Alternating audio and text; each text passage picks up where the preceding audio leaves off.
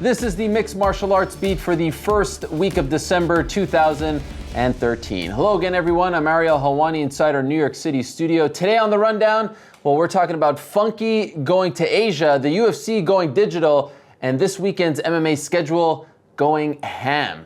Yes, ham.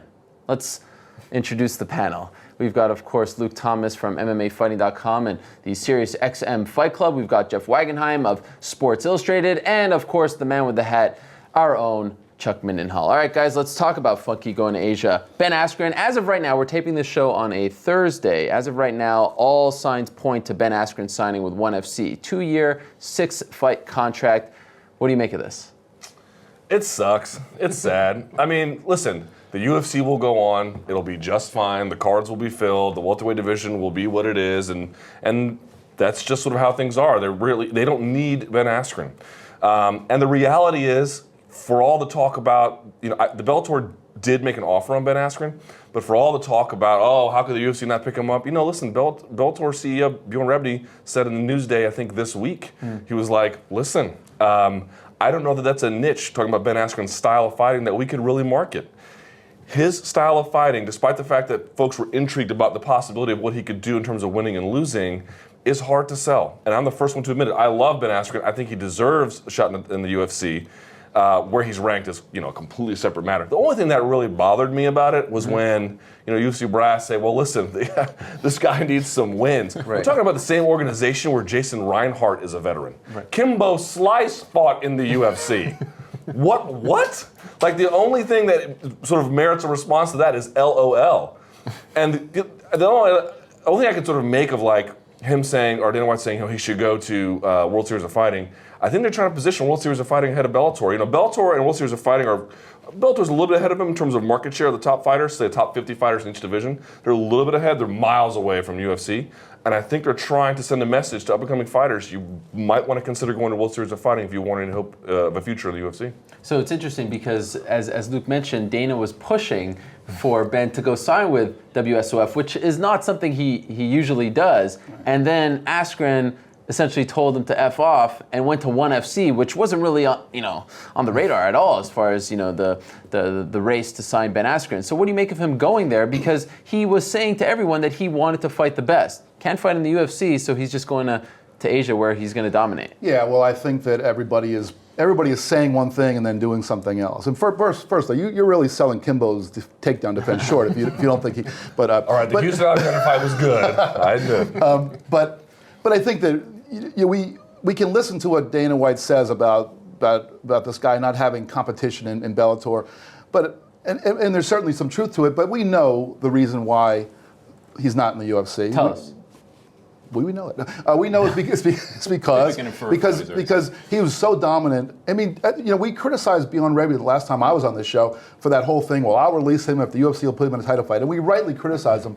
But the thing that you just brought up a little while ago, that was Bjorn being really, really honest. This is a guy who is dominant, extremely one-dimensional, and his dominance was not exciting to watch for the masses. And the UFC knows that just as much as Bellator does, but the UFC can't say that. As a promoter, Dana White, he tells a story. And so the story that works for him is, well, we're the place where the best fighters in the world fight, and so he needs some more seasoning somewhere else. When we know that the truth is that he's a top 10 guy in his weight class, and maybe he would have a tougher time in the UFC, probably would, but maybe he could take down some of your top 5 guys with his smothering style that is not exactly the most exciting thing to have. So we know that that's why this is all happening. And and I think that wherever Ben was going to go, if he went to the World Series of Fighting, sure there would be some more competition, I think, for him. But he's going the place. Presumably, he's getting the most money, and he's furthering his career and furthering his family's life. And so I can't begrudge him for that. And at some point, we know he's going to end up in the UFC. Not to mention, Phil Baroni waits for him over there. Sure. We've seen that this battle is going on Twitter, so you got him over there. But ultimately, I think nobody mucks up sort of the big picture of either organization more than Ben Askren. He was a guy in the Bellator structure. These guys are coming down the brackets. And you knew they were going to their certain doom because most of these guys, they weren't wrestlers or they weren't going to be able to compete with you. You could see this coming. So it was sort of like an anticlimax waiting to happen each time he was there. So you could see from a certain standpoint that he doesn't fit their model. Then you get into the UFC, and it's obvious that with guys like Yushin Okami and John Fitch and their sort of treatment after they got into that sort of gatekeeper or that middle ground area. What place were they going to serve there? And so you kind of look at those guys as similar to Ben Askren. What do you do with Ben Askren if you bring him into the UFC? I wanted to see it because it's supposed to be the ultimate proving ground. He comes prepackaged with all the hype, with all the credentials in my mind. Going back to his Olympics and college days, everything. Like, he's got plenty of credentials, as Luke has pointed out. It's not about him being a greenhorn in the sport. It's about seeing how he would actually fare against those guys. The big fear is that he's going to go in there and beat some of those guys and then force himself into a title picture that they probably want him nowhere near. So it's one of those situations where it's really interesting to watch play out. But ultimately, it sort of sucks, like you mentioned, because it doesn't fit the spirit of the fight game. You still want to see Ben Askren against those guys. The partition was there. It finally came down. He's a free agent. We had a chance to see it. I know on my chats, ESPN back in the day, people would ask me all the time about Ben Askren. How would he fare? I'd always say, pretty soon we'll find out. I have a feeling that we're going to find out. And here we are, and we're not going to find out. And that part sucks. Well, it does suck, but once again, this comes right back to where the UFC fits in the sports world. In most sports, the dominant organization, the NFL, well, if there was some guy in the CFL, say, who every single time, every single play, you handed him the ball and he would gain 5 yards. He never broke a big play. It was not exciting, but every single time in the CFL game, he gained 5 yards. He always was a first down machine, marched down the field in a somewhat boring way, always scores a touchdown. Well, would the NFL want to bring him in? They probably wouldn't think of him as an exciting guy, but if he's going to keep doing that, they'd bring him in because that's just the way things happen in those sports. But this sport particularly, because they're really having to sell themselves in a whole different way, they are always constantly going to be weighing. There's always going to be this conflict of interest between being the ultimate proving ground and being an organization that is trying to entertain and sell pay-per-views and get people to be interested in the fight. So that's something that they're always battling. From the way that they hand out title shots sometimes to undeserving guys to you can go down a list of all different things that they do, and that's what always seems to happen here. How fun would it have been if they could have put Ben Askren against Hector Lombard, because these guys couldn't have faced each other in Bellator, and now we had the perfect setup for it. Well, the one thing that kills me is people are like, well, listen, the UFC can sign and cut whoever they want. The only thing I don't want people to do is to buy into the argument that this is a meritorious decision, right? And people are saying, well, listen, it's true, he could have gone to Bellator, and he could have gone to World Series of Fighting, and there's that division. Sorry, there's no one in World Series of Fighting who I think would just run over Douglas Lima. In fact, I might favor Douglas Lima to beat everybody in the World Series of Fighting welterweight division. Now, Paul Harras, maybe not, but certainly I would favor him against Steve Carl. Certainly I would favor him over John Fitch, the current John Fitch anyway. Douglas Lima's a bad dude, and Ben Askren toyed with him. So this idea that, that's where the real competition is, spare me. It's absolutely not true. And the other thing is, I agree with all the notions about Ben Askren's style of fighting. There's no way to watch it and to not feel like, this is not going to be easily sold. And then he gets on the mic and insults the audience in front. You morons don't like what you're looking at? That is different than Yushin Okami, and that is different than John Fitch. And he's got history with Johnny Hendricks.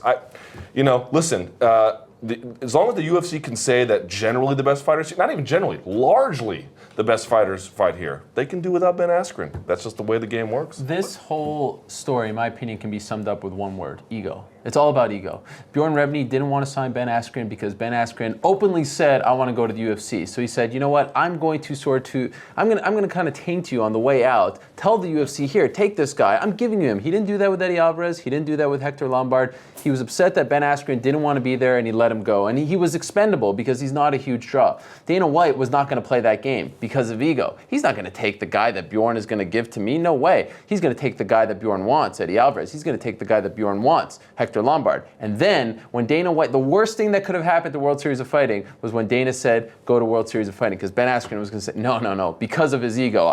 You're not going to sign me. I'm not going to go where you want me to go. You're not going to tell me where to fight if you're not going to sign me. And I guarantee you, right now as we stand, you said it earlier, Ben Askren's never signing with the UFC. He is very upset about the way things turned out here, and he wants nothing to do with them. And that's why he's going to ONE FC, as he said on his Twitter page. He said, if I can't fight the best, might as well just get the money. Might as well go over there and be completely irrelevant. And let's be honest. I mean, I was afraid for Ben Askren. when he was going to World Series of Fighting, because he was going from 1 million viewers, champion, to 200,000 viewers on NBC Sports, non-champion. Now he's going to a show. I mean, that he's going to fight at 7 a.m. on a Friday morning. Who's going to watch that? On those 18-hour exactly. flights across the pond. It's a fall from grace for Ben, but at least he's getting paid. The other layer of ego there is that, you talk about Dana White. I mean, he really wants these guys to be mixed martial artists. I mean, you mentioned, Johnny Hendricks. You can mention, who's like Daniel Cormier. These are guys with amazing wrestling credentials, but what are they known for in the UFC? Hendricks is known for those great knockouts. Cormier also has become really known as a real threat on his feet. Askren doesn't seem interested in that. And the last time I talked to him before his last fight, I had said to him, you seem like you're training in the Rufus sport. You're training alongside, Anthony Pettis. You must be getting some of this must be rubbing off. Your stand-up game must be, you must be developing something. And he just sort of just didn't really respond to that. All he said was, I'm going to go out there and I'm going to take someone down. If they can't stop it, tough luck. I'm going to take them down. I'm going to beat them up, and that's it. So it's almost as though he's, in his mind or his ego, is involved with, I'm a great wrestler. That's what I do. Until someone stops it, I'm going to win the fight that way. Not looking at the fact that it may not be as entertaining to the masses. I mean, I find it entertaining. I love watching the guy compete. I think he's amazing to watch. But I can understand why some people don't quite like to see a guy just take someone down and be on top of them for 25 minutes or whatever amount of time it is.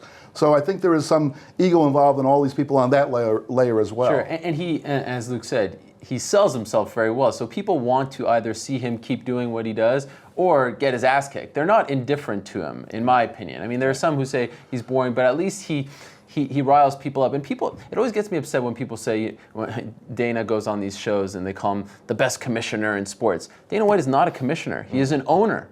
And let's not forget, Lorenzo Fertitta was interested in Ben Askren. He said it in New York. He wanted to revisit it. He was there when they met, and from what I hear, he likes Ben Askren. He liked what he brought to the table. Dana White is an owner, no different than Jerry Jones, Mark Cuban. Those guys, when they're looking at the free agent market, if there's a guy who's available, who openly criticized you, and let's be honest, Ben Askren has taken shots at Dana White about drug testing and things like that, they're not going to sign him. And he just doesn't want to sign him. So yes, they are kind of the proving ground, and yes, they are, the NBA. But at the end of the day, they're just a couple of owners. Is there precedent for this though? Is there a guy who is this high level of prospect, who, with seemingly no contractual holdups, he's a free agent to sign, and the UFC just passed on him? I can't think of anyone else in history like that. This is the first time they've ever been like, oh, you're a top prospect, bye. And not signing him, again, not for meritorious reasons, for whatever other reasons that they have. I can't think of another situation like this. I think if it would have been played out differently from Bellator's end, if they would have, sometimes it's like the girl, you kind of want what you don't have. Sure. And if they would have played the game, I think Bellator hurt him on the way out. Rebney definitely has culpability here in making it seem bad. He played it perfectly on his end, right? He played it perfectly. That's what... Coker did it in a sense with Jake Shields, tried to, but it didn't really work out. Coker said goodbye to Shields before he went to sign with UFC, but you could tell he still kind of wanted him. He knew that Shields wanted to go. If Coker would have said, this guy's boring, this and that, who knows if the UFC would have signed him? Well, shouldn't have Dana then, knowing this, had signed him to thwart Bjorn from being right in this position? Then it's... The last thing about Rebney sort of, encapsulated what the challenge is here. He goes, Ben Askren, in terms of a promoter's job to sell, is he's a difficult task. He's an anomaly. And he didn't say for Bellator. He said for MMA promoters, and that's the reality. It's unfortunate. I hate it. I wish he would sign, but there's no way. Like, as you mentioned before, there's no way that Dana White doesn't understand that same reality too. So, and I know the UFC matchmakers aren't high on him either. They have their and at the end of the day, Dana can make the final call on those things, but it just seemed like they didn't want to, this is the way I gathered it, they didn't want to play the game. He put it out there, take him, let's see what happens. What if he does win? What if he goes on and becomes champion? Then, Bjorn can sit there and say, see, our guys were the best. But they are playing the game because, as Luke points out, they're talking about it as though there's something having to do with his, as if it were a meritocracy, as if he were a guy that's at a whole other level than our guys. When they know that he really isn't, or at least we assume, we haven't seen him against those guys, but we assume that he could hold his own against those guys. So they are playing the game. They're doing they're doing their job. They're doing they're promoters. They're doing their job. They're saying, well, we've got to come up with a reason why we're not going to sign this guy. Well, we're going to say he's not worthy of us. We're not going to say he's not entertaining. He could maybe kick some butt in our welterweight division, but we don't think he's entertaining. That would not be a good answer. That would not be the answer that would rile up a lot more people than I think the answer that we're they've skewing said. it too. But Dana White is always on record saying we give the fans what they want. And if the fans really, really, truly wanted Ben Askren, they should make it known, or they should have made it known before this whole got to the situation, because it seemed like he wasn't hearing that, or he shut it down. It is unfortunate because there were some fresh matchups, whether or not they're better than the guys in Bellator right now. There were some fresh matchups, Paul Harris being one of them. That one is, I think, the best one you could have made. That was just great. And I mean, with all due respect to Phil Baroni, I mean, it is kind of to go from. It's sad. It's sad. Askren deserves better. And there's Brock Larson out there, but he's going to run over Brock Larson too. They're different weights, aren't they? Isn't Brock Larson 185? Yeah, but he can make 170, or at least he used to be able to make 170. Right. So Igor Gracie, is he over there? That huge fight. Final say: does he ever fight in the UFC? No chance. No chance. He's a hard-headed guy, right? He's a super hard-headed. But you know what? He has every reason to be. That's how he became a good athlete. I know we're going to talk about Ronda later. Sometimes these athletes, they get to where they are by being complete psychos, and it often rubs other people the wrong way in business dealings, but that's what made him who he is.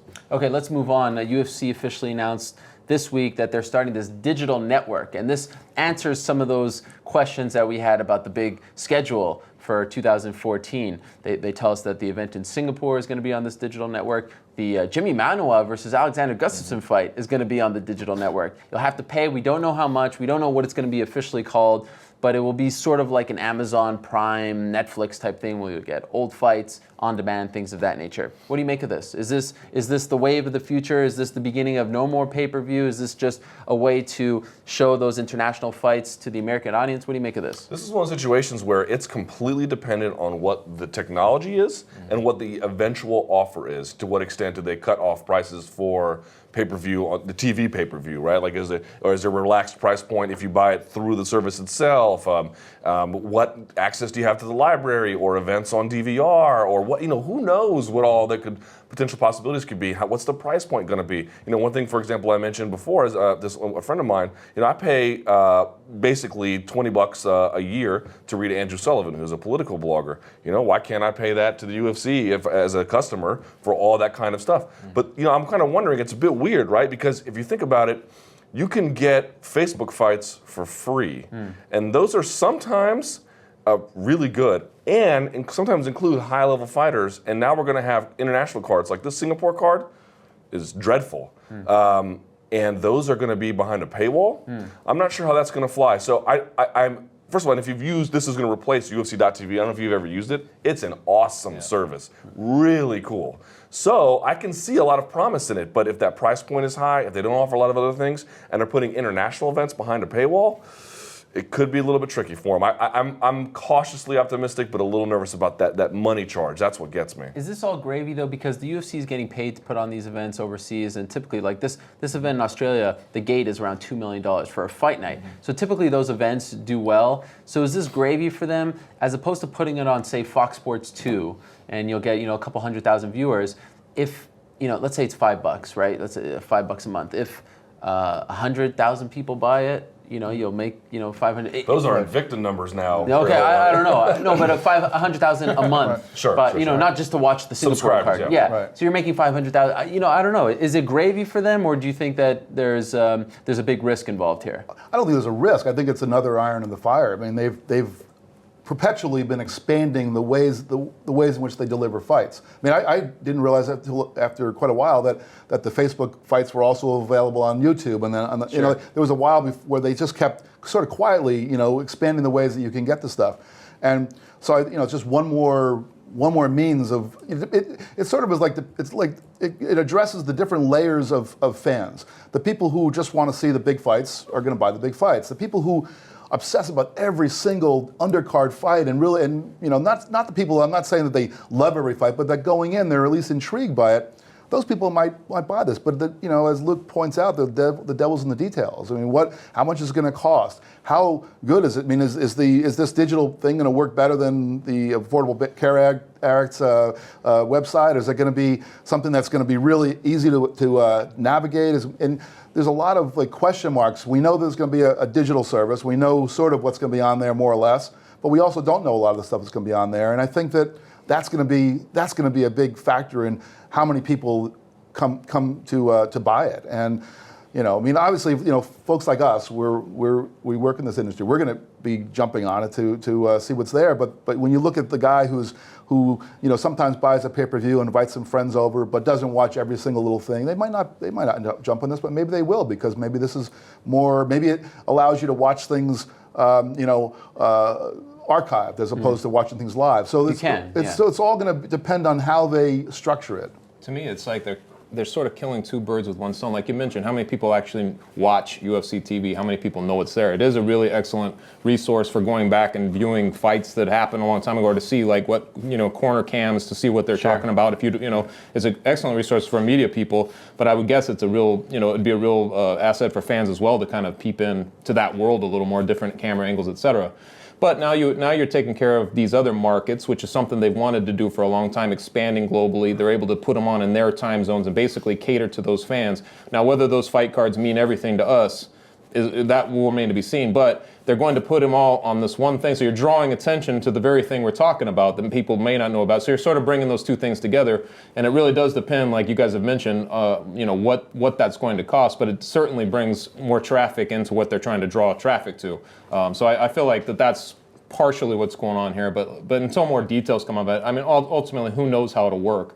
Like you said, the Singapore card to me is maybe the worst we've ever seen. But it's partially because who knows of most of the guys on the card. These are not guys that traditionally we've grown up and we watch or whatever. We know where they came from. And you worry a little bit about the level of fighting when these things start to happen, the dilution of talent, when these things start to get rolling. We may be watching really bad MMA at some point. And that's also a big concern for me, at least. Well, the only other concern I have, and it's not a criticism, it's actually a statement of I would love to be able to sit down with one of the UFC brass and have it explained to me, because I'm a little bit curious about. Now we know Jake Ellenberger's out, but let's say he was still in, it would be Ellenberger versus Saffiedine. That's an important fight for the welterweight division, in particular for Saffiedine. And it's going to. I know these events are going to eventually re-air at some point later on down the road on Fox Sports 1 or Fox Sports 2. But that's not 100%. That's not 100%. Now it's even more curious, because you've got fights of significance that people need to see in order to follow a fighter's career en route to potentially a title opportunity, and it's going to be behind a paywall in Singapore on a card filled with nubs. That's a little disconcerting. You took the concern out of my mouth. How about Alexander Gustafsson? Right. This is the first time we're seeing him since that epic fight, and we are told that if he wins, he's going to fight for the title. Just when he should be carried on our shoulders, yes, we put him. This guy should be on Fox in front of 5 million people. And I'm not saying I'm wrong. Maybe they know something that I don't. In fact, I'm sure they do. But I'm trying to figure out how that all works together, and I'm worried about the kind of exposure of those guys might get, because they can fill it. Everyone's like, oh, they're just going to fill a card with local guys. Yes, but not the headliner. Sure. They need a headliner that can bring that. Oh, I know that guy. And that's, to me, is a little bit worrisome. Yeah, and by the way, I mean, they could re-air these fights like part of Unleashed or something like that. But I don't know if it's going to be a week or so later, because they want people to buy this thing right here in the United States. I am surprised, at least for now, that why not just put those cards on Fox Sports 2, even if they are at 4 a.m. That's what I was. You just said the words. They want people to buy this thing, and even the dilution of quality of fighters. I mean, this is just part of the growing pains of the sport. Sure. We all can remember when baseball and football and all the sports have had expansion, and everybody talks about, well, there's not any good pitchers. It used to be that the number 4 pitcher that would be for a team would be really good. Now they're scrubs.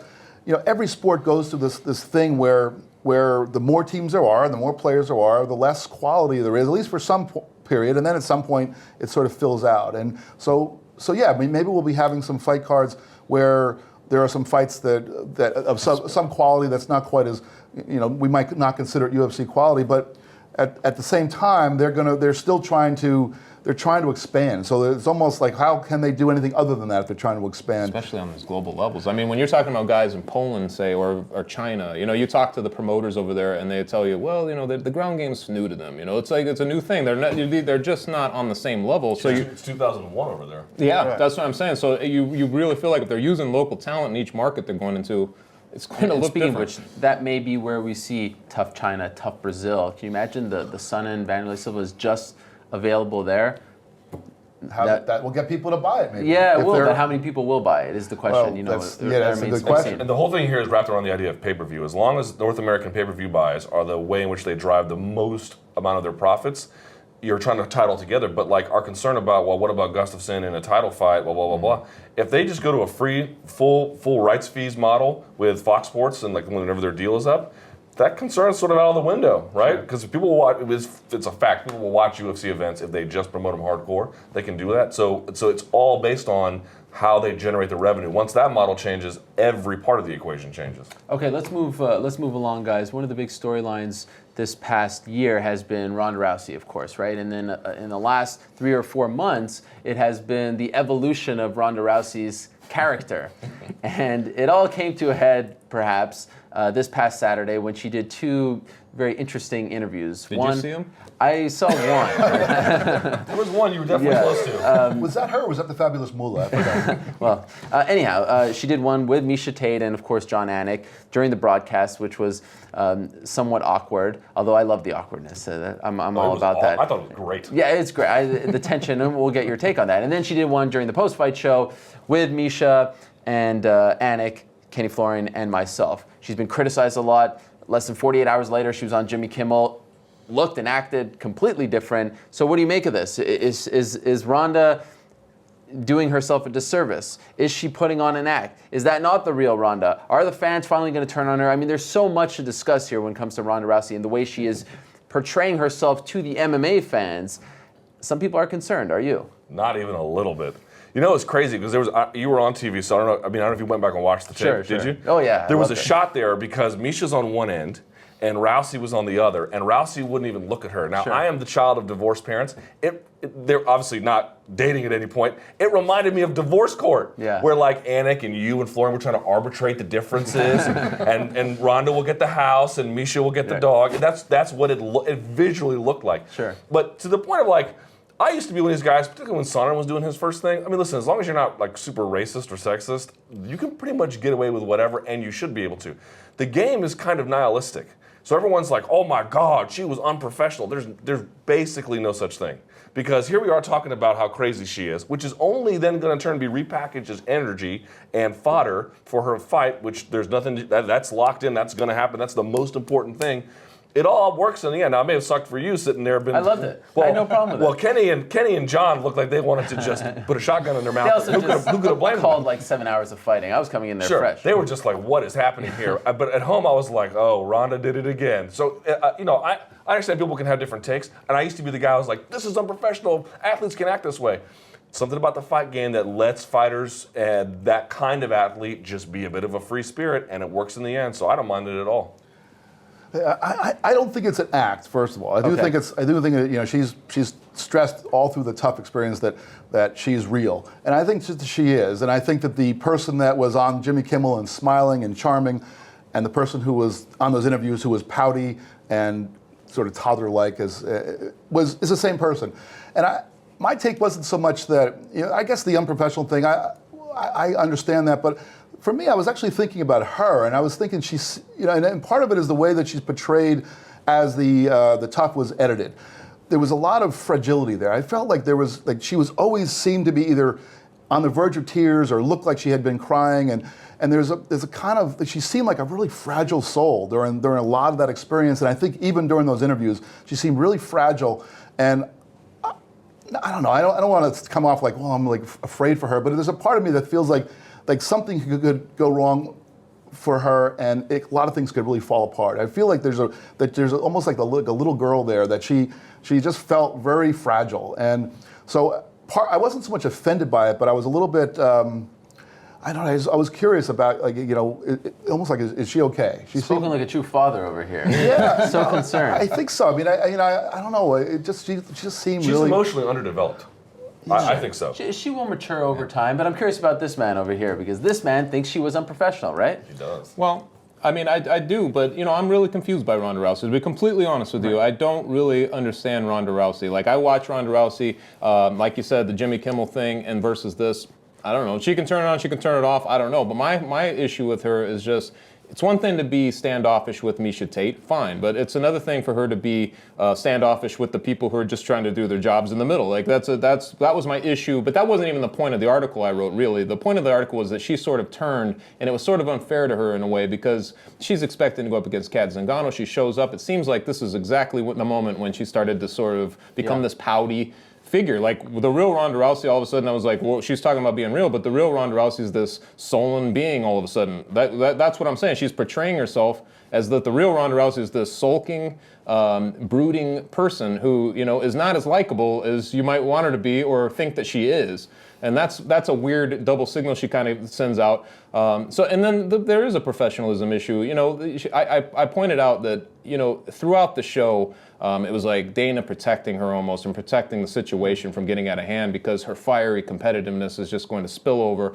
And, we've never seen it as unparalleled. We've never seen anything like this, In the past seasons, he's for sure let that get to the spilling point because that's good television. But for some reason with Ronda, it was very strange. It was protected. And you're like, well, maybe they should have let it happen because maybe that would have led us into something. But right now, I don't even know really what to make of her other than she does seem emotionally sort of stunted on some levels. She does seem huffy more often than you'd like. And partially, and I'll admit it, I probably placed a little bit of an expectation on her early on. I remember writing a lot of articles comparing her literally because of her transcendence in this game to the Royce Gracie of MMA, saying she's going to open up future generations of girls to get in the sport. I really believe that, and I feel like she's just really doing her best right now to sort of not do that. You know what I mean? Her behavior, on the surface is unprofessional, right? I mean, to say I'd rather not be talking to you, I'd rather be somewhere else. Right. That's not quote unquote professional. I was being paid to be there. I'd rather be hanging out with my kid than talking to you, right? I mean, of course you want to be somewhere else. You're being paid to be there as well.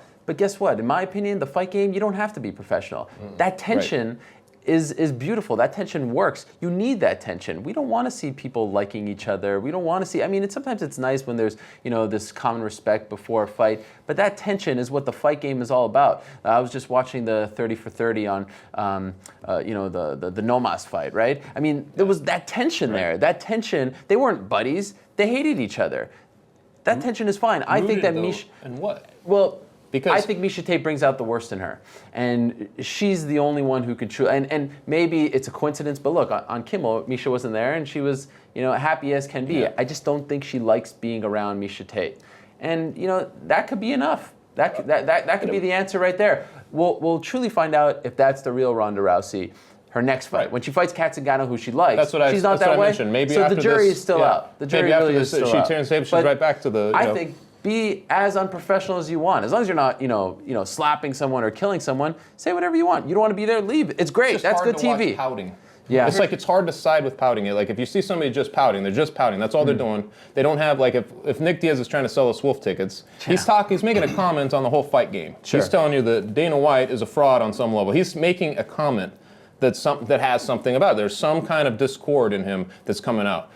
Right. What are we finding out about Ronda Rousey? I don't even know what is she so upset about, other than she just likes Miesha Tate, which is really not enough to carry it over that long. I think it's also, and you mentioned Nick Diaz. Well, I took some criticism from a reader about something I wrote in the wake of last week's Nate Diaz fight, and I sort of had made fun of his affect, the way he was after the fight. And I was basically, he is who he is, and I was sort of making fun of it. And then I made some comment about Ronda Rousey being pouty, and one of the readers pointed out, that this was almost like a double standard, that I'm criticizing her for being pouty while I'm sort of making light of him. But he has a history. That's sort of he is who he is. And at a certain point, if he's that way for a long time, you sort of know what you're going to get. And at a certain point, you either are going to come down on him all the time, or you're just going to make light of it and just sort of roll with it. With her, she's all over the place, and I think that's where she was so dramatically one way, and then she'd be so dramatically charming, and it's a little hard to get a handle on. And and again, a lot of the pressure that as Chuck mentioned, a lot of the pressure that's been put on her to be the face of women's MMA. That's a lot to put on somebody who's really pretty new in the sport and really new in this kind of public. I know she's in the Olympics, so it's not like she's new to sports, but be in this. But she didn't have to be like the public face of anything when she was doing that. So, I don't know. I'm not really quite sure what the moral of the story is. I don't know whether it's like cut her some slack, but I guess it really is. Just let's see let's see how it all unfolds for her. Final word. Yeah, and listen, I'm not saying that. My wife actually watched the season much more than I did, and she grew to really like Miesha Tate and to not have high marks for Ronda Rousey. I'm saying as a person, I would certainly like looking at this too as remove my occupation and remove from everything else. Clearly, Miesha Tate's a much more enjoyable person, at least as insofar as that interview is concerned. Like, what is this person doing? I'm with you though in terms of what is it? Does it impact the UFC negatively? No, of course not. This is usable material. I would also comment that listen. A lot of MMA fighters are just like guys who showed up, who maybe wrestled in high school a little bit, or guys who showed up and wanted to get fit and they could find out they could bang a little bit. Ronda Rousey's a lifelong athlete, and she's in the competition mode all the time, and I think Miesha puts her in competition mode where she just wants to get her hands on her, and so that makes her, frankly, a little irrational. The last thing, of course, I'd say is we got 4 white guys up here being like, sexism doesn't play a role at all. To what extent are prevailing notions about what women can and can't do affecting us? I'm not an authority on it, but we should at least sort of acknowledge that could also be playing a role. And we're also these comments. Look, they're calling us sexist right now. And we're also talking about this fight, almost a month before it, and it's somewhat taking the buzz away from Weidman Silva. By the end, I don't think that will happen, but a lot of people are into this fight, and I don't think it's the bad kind of heat. I think people either want to see her get her butt whipped or see her beat Miesha. They don't like Miesha Tate. People care. And until this all happened, was there really much buzz around this fight? I mean, she had handled Miesha pretty handily the first, like she's handled everybody. There's a new layer to it than from the first time they met. When the first time they met, Miesha was kind of the bad guy, and she was the fresh face. And now there are people who want to see Miesha beat her. The only way it could possibly hurt her, maybe, is sponsors. If sponsors don't like that attitude and say, this was the face of the UFC, maybe. That's weird too. It's coming off the show. I mean, you come off the show, it's going to be people seeing you in a single sort of note for a long time. If you watch the show, you see her in a single mode, one note, sort of pouty, and then she comes off the very first opportunity to sort of, show some other side to her, and she's actually turns it up a notch, and you're like, well, so it'll probably pass. Let's stick with women's MMA. Invicta has a show this weekend, and they took a bit of a time off, and we come to find out that they had some problems with their matchmaker, Janet Martin. Shannon Knapp is now the full owner of Invicta, the sole owner, I should say, and they put on great cards, and there are 3 title fights, which history has shown 3 title fights don't always work out the way you want them to. I think back UFC, and of course Strikeforce tried it as well on CBS. What do you make of Invicta right now, and how long can they exist in this current state? Shannon Knapp, owner, on pay-per-view only, women's MMA only, and the UFC is coming, right? They're taking their 135ers, and they might soon take their 115-pounders, a great division for them. How can they survive? I don't think they can, right. And it sucks. The reality about Invicta is, to have to get to a point where, let's say, they're financially stable and they got a great TV deal. To get to that point, generally speaking, having a good product, which they do, it's a necessary condition for a larger success. It's not sufficient. It's not. In other words, you have to have that to at least go anywhere. But just by having that, just by having good matchmaking and good fighters and an interesting niche, that doesn't guarantee financial success or any kind of larger exposure success at all. And of course, as you mentioned before, the larger market realities. A very sort of connected executive in this game. So with 2 entities in this game are making money right now: UFC and like amateurs, and then King of the Cage. Because the UFC makes money for obvious reasons. Amateurs, you don't have to pay those guys. Sure. I mean, that's just indentured servitude. And then of course, King of the Cage, they have really low production costs, brand new level fighters, and they got all regional guys all the time. Everyone else is just hemorrhaging money. Now, whether that's true or not, I don't know. But it seems that's not the worst argument I've ever heard. I don't know. Asking in the crowded space that MMA is, with all the promotions and the UFC having literally almost a show every week next year. Is there enough market share for an all-women's promotion? On pay-per-view only. On pay-per-view only. Like, the basic economics just do not seem to be there, even if we acknowledge it served a valuable role. Shannon Knapp was doing a virtuous thing and trying to make sure that women's MMA wasn't so splintered. They had real weight classes, real divisions, real champions. Is that something that is monetizable? And I don't think that it is, and that sucks. I don't know. I mean, it might be that they need to evolve into some different model, but it always, if you're talking about MMA, it always comes back to Dana White. He, attacks Bellator. He tries to do things. He with the Askren thing, he tried to talk about, he tried to position the World Series of Fighting above Bellator. He's been always very kind with Invicta, and Shannon Knapp always speaks very, very highly of her time at the UFC. There may be a way that Invicta survives as this kind of almost like feeder organization, for the UFC. I don't know, maybe the UFC needs all those women fighters, all the top ones, but it may be that there's a way that this can work out. And certainly, isn't that some kind of a Hail Mary? You know what I mean? I feel like Dana has enough on his plate. Well, I mean, I'm not to say that the UFC has to run it, but just just by not trying to put them out of business, it might be that this organization can survive. I don't know if it can, but just having the UFC not as your foe, but as kind of a friendly coworker in the world of MMA, might be enough to keep them going. I think. When I know Shannon Knapp had mentioned that it seems like validation that, the UFC would come and start, that they'd be interested in take some of these fighters. Well, the ultimate validation is that they shut you down in this situation. Like, the bottom line is, as soon as the UFC brought women fighters in, the novelty of what, or if you want to call it that, or what she was trying to do, the virtuous thing she was trying to do, is starting to already waver, because you got the women who are going to be in Invicta are not wanting to be in the UFC. And then you introduce the straw weights, which will probably be next.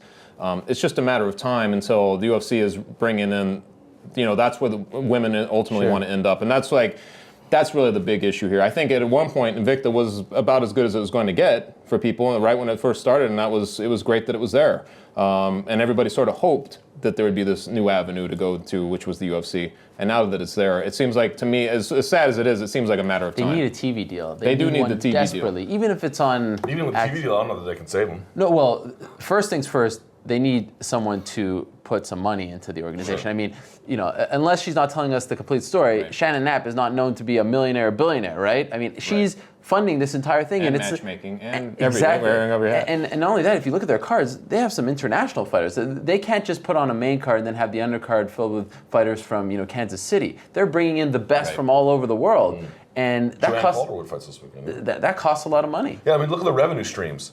Right? They've got whoever's buying it on internet pay-per-view, which I'm sure is some, but not a considerable amount of money. They've got some level of sponsorship, some live gate receipts, but that's probably minuscule in the larger. And they have to fly these people in, and they got a hotel fee, and then sanctioning. This is ridiculous. I mean, they're probably burning money at an alarming rate, which is what most businesses, MMA businesses, in their 7th event do. Yeah. It takes a long time to make money, and if you don't have institutional backing or a TV deal, and even with the TV deal, how much money would you get from that? I don't know, the Access can really pay them a lot of money either. I know. There has to be some other outlet, because Showtime doesn't sound like they're interested. The best case scenario for me is that they just get absorbed by the UFC, not bought and then, kept alive, but just dissolved. Shannon Knapp comes over and has a leading role in the UFC in the development of their women's program. And they bring in all those divisions to the UFC? Maybe not all of them, but certainly the ones that they can make sense of right now. And they would have her, as they bought in, remember, Sean Shelby was the matchmaker for WC, and now he works with the lower weight guys. Have her sort of be the liaison for the women's side of the game. Sure, I think that to me appreciate some things coming up his plate. I think that seems to be a much more, because she clearly knows what she's doing. Shannon Knapp, in terms of the sport of mixed martial arts, she's got it. Use her competency in a way that can be, monetized, which means and it also seems like the fighters like working for her, fighting for her. You don't see a lot of. She seems like an honest broker. I've never met her, but she seems in like their fight game. That's if she's putting her own finances up, and as you mentioned, she doesn't have like some stream. That's guts. Yeah, that's guts. So hopefully it works out for her in the end. Okay, let's end on this. It's a very busy weekend in the world of mixed martial arts, and you have UFC. By the time you're watching this, ONE FC will have put on their show. There's UFC. There's Invicta, World Series of Fighting. Smaller organizations like Cage Warriors. I mean, there's, other than off the top of my head, Bellator, RFA, pretty much everyone is accounted for this weekend.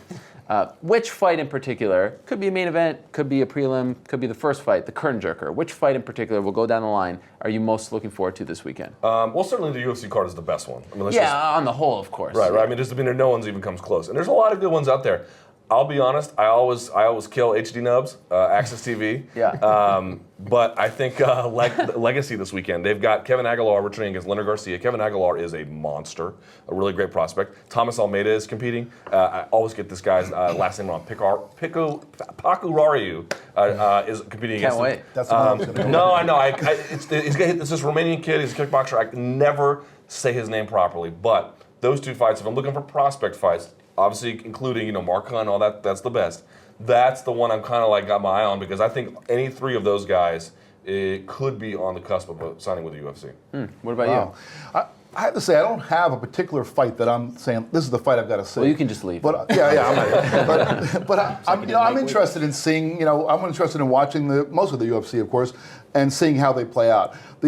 I guess for me, I'm thinking of what's the end game for all these fights, and I'm interested in seeing whether Shogun Rua wins his fight on Friday morning, Saturday, depending where you live.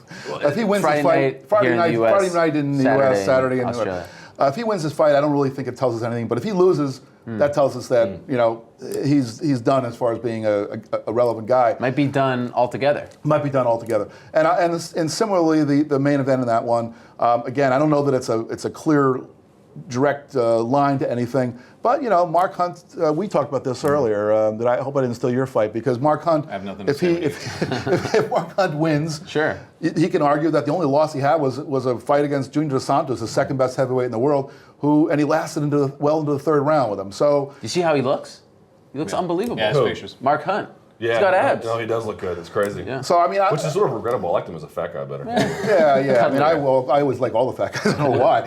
What is Mark Hunt if he has cardio? This is ridiculous. I would rather see him fading in the late rounds. So I don't know. I mean, there's no one particular fight, but I'm sort of looking at what's the story that we're going to be thinking about the next day, and if the right guy wins some of the fights, there might be some stories there. If the other guy wins, not to have anything against them, but it doesn't really take us anywhere. Nick Ring, Hellboy Magalish, going to be no. I'm looking at. I do look at the Invicta card. I think that the top of that card, just Leslie Smith, given that her fighting style and what she does.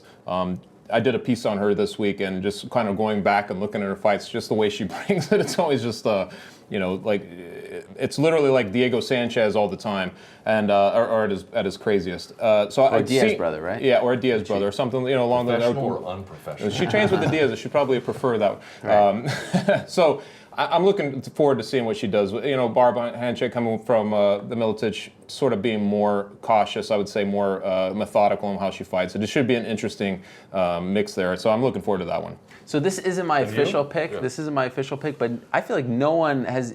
A lot of people don't even know this is happening. Holly Holm is fighting this weekend. Holly Holm is fighting on Friday, a very small show in New Mexico, and I think she is very close to getting into the UFC. So I'm curious about that one. That's not even televised. But the fight I'm most looking forward to, there's a man who really has the apple of my eye, and his name is Anthony Perosh.